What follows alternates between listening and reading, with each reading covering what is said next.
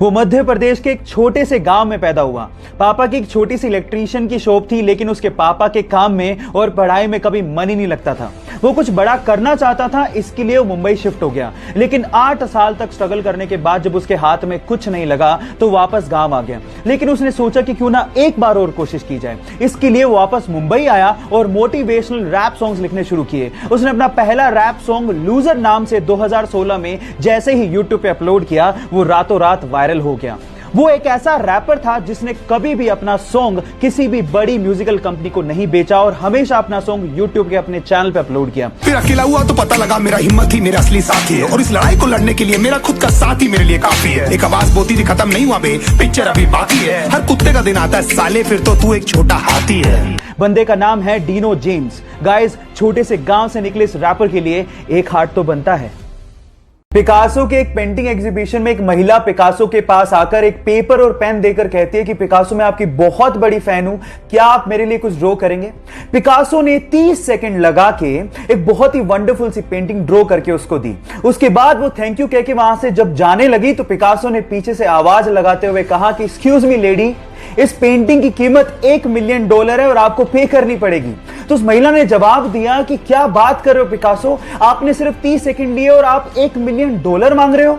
तो पिकासो ने कहा कि इस पेंटिंग को 30 सेकंड में बनाने में मुझे 30 साल की मेहनत लगी है। गाइस, यहां सीखने लायक बात यह है कि किसी चीज को शिद्दत से सीखने में आपके द्वारा लगाया गया वक्त अनुभव में बदलकर उस वक्त की कीमत जरूर चुकाता है। उसका जन्म मुंबई के एक चोल में एक स्टंट मैन के घर पे हुआ। पिताजी को काम के इतने पैसे नहीं मिलते थे, इसीलिए वो चाहते थे कि उनका लड़का कम से कम पढ़ लिख कर एक नौकरी लग जाए। इसके लिए उसने इंजीनियरिंग की पढ़ाई पूरी की। लेकिन इसी दौरान जब उसे एक जॉब का लेटर मिला तो उसने अपने पैशन के लिए उस जॉब के लेटर को फाड़ते हुए कहा कि वो 9 से 5 की नौकरी के लिए नहीं बना है। इसके बाद उसने गैंग्स ऑफ वासेपुर में एज एन असिस्टेंट काम शुरू किया और फिर पीछे मुड़ के कभी नहीं देखा। मसान मूवी से उसने सबका ध्यान अपनी तरफ खींचा, राजी मूवी से सबके दिलों में जगह बनाई और संजू मूवी के कमली किरदार से उसने सबको रुला के रख दिया। फिर उसके बाद उरी मूवी में दमदार किरदार करके नेशनल अवार्ड तक जीता। 3 साल पहले जिसे कोई जानता तक नहीं था, आज उसने अपनी एक्टिंग और अपनी मेहनत से करोड़ों दिलों में जगह बना ली। विकी कौशल के इस मेहनत के लिए एक लाइक तो बनता है। नॉर्मल बैलेंसिंग करना भी बहुत मुश्किल काम है, और अगर कोई आपसे कह दे कि रस्सी पे बैलेंसिंग करनी है तो भी हमें 100 बार सोचना पड़ जाए। लेकिन वियतनाम के 2 भाई इस तरह की बैलेंसिंग करते हैं जिससे हमारे दांतों तले उंगलियां दब जाएं। ये दोनों भाई एक दूसरे के सिर के बल बैलेंसिंग करते हुए 2 वर्ल्ड रिकॉर्ड तक बना चुके हैं। पहला वर्ल्ड रिकॉर्ड उन्होंने 2016 में स्पेन में बनाया था, जहां दोनों ने एक दूसरे के सिर के बल बैलेंसिंग करते हुए 90 सीढ़ियां चढ़ गए थे। और उसके बाद तो उन्होंने हद ही कर दी। 2018 में उन्होंने एक शो के दौरान एक भाई ने आंख पे काली पट्टी बांधी और दूसरे ने सिर के बल बैलेंसिंग करते हुए सीढ़ियां चढ़े भी और वापस उतरे भी। Oh my God! इससे तो यही समझ में आता है कि a perfect practice makes a man perfect. अगर आप किसी चीज की परफेक्ट प्रैक्टिस कर लेते हो तो कुछ भी संभव है। आप लोगों ने मूवीज में सुपर हीरो को तो प्लेन को लैंड कराते हुए और पैसेंजर्स की जान बचाते हुए देखा होगा, लेकिन रियल लाइफ में भी एक ऐसा इंसिडेंट हो गया जो किसी मूवी के स्टंट से कम नहीं था।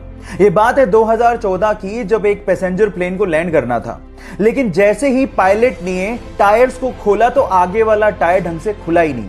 अब अगर उसी सिचुएशन में वो लैंड करवाता तो पक्का कुछ ना कुछ बड़ा एक्सीडेंट होता। लेकिन इतने में होती है हमारे सुपर हीरो की एंट्री विद पिकअप।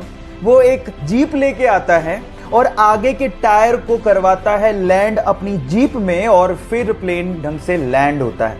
यह घटना किसी स्टंट से कम नहीं है। बहरहाल उसने अपनी जाबाजी से बहुत से पैसेंजर्स की जान बचाई, तो इस बंदे के लिए एक लाइक तो बनता है। लाखों बच्चों को पीछे छोड़ते हुए एग्जाम में टॉप करना कोई छोटी बात नहीं है, और कुछ ऐसा ही कर दिखाया पिछले साल के 10वीं एग्जाम के रिजल्ट में नंदिनी गर्ग ने, जिसने 500 में से 499 नंबर बनाए। अब उसकी सक्सेस के पीछे टोटल 5 रीजंस हैं जो उसने शेयर किए। नंबर 1, एनसीईआरटी से अच्छा बुक है ही नहीं, बहुत ध्यान से पढ़ो।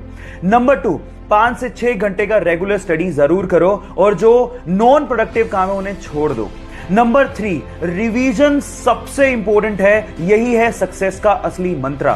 नंबर 4, एग्जाम में लिखने का तरीका ठीक से रखना बहुत ज्यादा जरूरी है, क्योंकि काफी बार हमें बहुत कुछ आता है लेकिन लिख ही नहीं पाते। और नंबर 5, हर एक क्वेश्चन के लिए टाइम डिसाइडेड होना चाहिए। ऐसा नहीं कि हमें ज्यादा आता है तो हम लोग टाइम का ध्यान ना रखें। सो ये 5 रीजंस हैं जिसकी वजह से उसने टॉप किया। आप इन रीजंस को अपना के टॉप कर सकते हैं। मुझे आज भी याद है कि सन 2014 में दिल्ली का एक साधारण सा लड़का रातों रात सेलिब्रिटी बन गया था। कोई भी न्यूज चैनल खोल रहे थे, उसका इंटरव्यू आ रहा था, उस पे मेम्स बन रहे थे। रीजन क्या था? रीजन था सीबीएसई 12th बोर्ड का रिजल्ट। उसने ओवरऑल 12th में टॉप किया था। नंबर आए थे 500 में से 498। उसके फिजिक्स में, मैथ्स में, केमिस्ट्री में और इकोनॉमिक्स में 100 में से 100। बंदे के 2 नंबर कटे इंग्लिश में। लेकिन उस बंदे से ना आप कुछ सीख सकते हो। टॉपर की स्ट्रेटेजी क्या होती है? नंबर 1, उसने पूरे साल तैयारी की। नंबर 2, पेरेंट्स का कोई दबाव नहीं था, लेकिन बंदे ने रिस्पॉन्सिबिलिटी उठाई और अच्छे से पढ़ाई की। और नंबर 3, उसने ऐसा नहीं था कि सिर्फ पढ़ाई ही की, उसने अदर एक्टिविटीज में भी बराबर पार्टिसिपेट किया। तो मेरा आपसे एक सवाल है, क्या आप पूरे साल भर से तैयारी कर रहे हो या रात भर में ही लगे हो? जवाब देना मत भूलिएगा।